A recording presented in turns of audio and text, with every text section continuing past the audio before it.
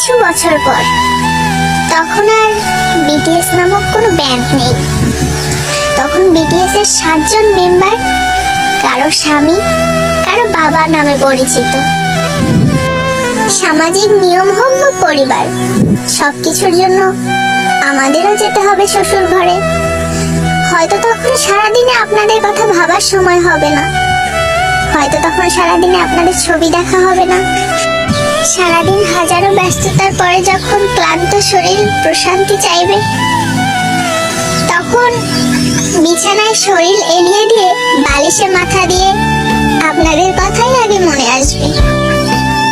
হয়তো চোখ থেকে গড়িয়ে পানি পড়বে, হয়তো স্বামী পাশ থেকে ডেকে জিজ্ঞেস করবে কাঁদছো কেন।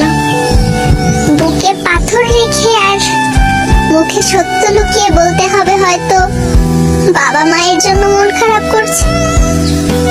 আড়ালে হোক, আপনারা আমাদের মনে সারা জীবন থেকে যাবেন।